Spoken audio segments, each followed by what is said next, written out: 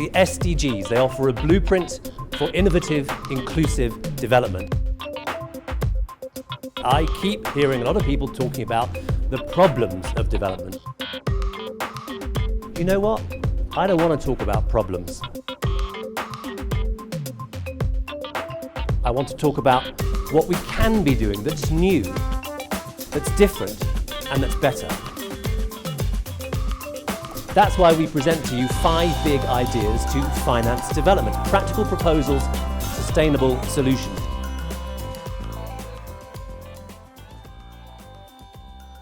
Suma Chakrabarti, the President and CEO of the European Bank for Reconstruction and Development.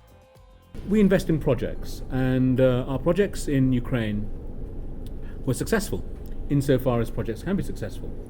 But somehow those projects did not make the systemic difference to Ukraine's transition that they should have done, whereas in Poland they did. Why so? I think in Poland we had basically a political economy that was driving change, that was driving better investment climate, better governance, much more capability, and not just in the central government, but also at local government, which really mattered as well for using EU structural funds, for example. That really mattered a lot. Whereas you all, I think, know from the newspapers, at least, if you don't know the country itself, you know the story of Ukraine pretty well. A kleptocratic system very much set up, and actually returns to vested interest very high, but returns to society as a whole very low. And I feel, in a way, this is a story for how EBRD should try to change its own ways of working. Now, some people may be skeptical about whether an institution like EBRD can actually help in the policy formation, if you like, debate. Not just doing projects, but also trying to get good policies into place. I think we can.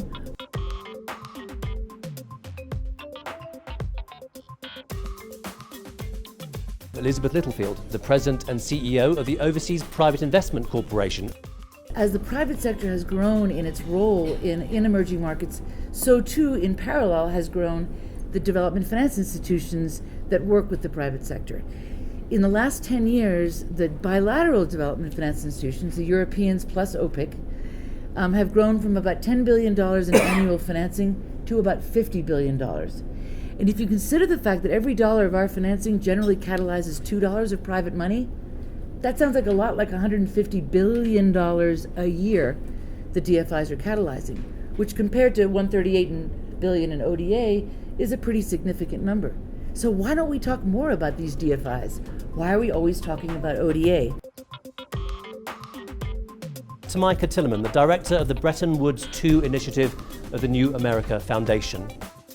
If you look at pension funds, endowments, and sovereign wealth funds, you find that they have a couple of things in common. Beyond the fact that if you move beyond the top 10 funds, they control, even by conservative estimates, $25 trillion. So this is just an extraordinary amount of money. They are highly diversified, they're in every region, and they have very long-term investment horizons. And what that means is that you have a profound interest in addressing the root causes of volatility worldwide. You stand to make a lot more money over the lifespan of your holdings if you take a little slice of your overall assets. And again, in many instances, these are organizations with 200 or 500 or 800 billion dollars in assets, and direct those resources into investments in social impact, investments in development, and investments in civil society that can help mitigate big causes, known causes of global volatility. Owen Barder is a senior fellow with us at CGD and the director of our Europe office. Take India, home to a third of the world's poor, 300 to 400 million people.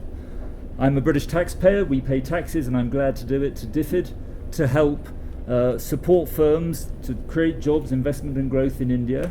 I think that's fantastic. So why then does the European Union slap tariffs on the exports from India when they arrive back in the European Union, on textiles, on clothing, on agriculture, on pharmaceuticals? And 60% of India's economy now is services. And if you think we're not making good enough progress on opening our markets to goods, you should see what we're not doing on services. If you want to sell services from an Indian company, you're going to need to be able to get a visa or a work permit to come to Europe to connect with your customers.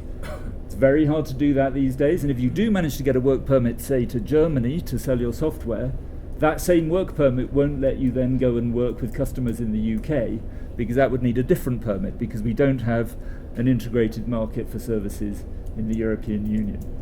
So if we were to open our markets for services, the benefits for the developing world would be hundreds of billions of dollars a year. The World Bank estimates that the overall welfare gain would be of the order of $2 trillion. So right there is how you get from billions to trillions in terms of increasing economic wealth. Gugulethu Ndebele is the CEO of Save the Children South Africa. The most important role the private sector can play is to pay their taxes in the countries where their profits are made. And just to give you a sense of the scale of the problem, in Africa, £15 billion is lost in tax revenue in sub-Saharan Africa from tax misinvoicing. And that's equivalent to the cost of 1.8 million health workers. And so we believe that even though innovation and partnerships are important, if we do what we need to do and we do it efficiently, we'll achieve maximum impact. So the big idea is a fundamental shift in how we view tax, from something to be avoided as much as possible to something to be proud of as part of a company's obligation in a fairer society.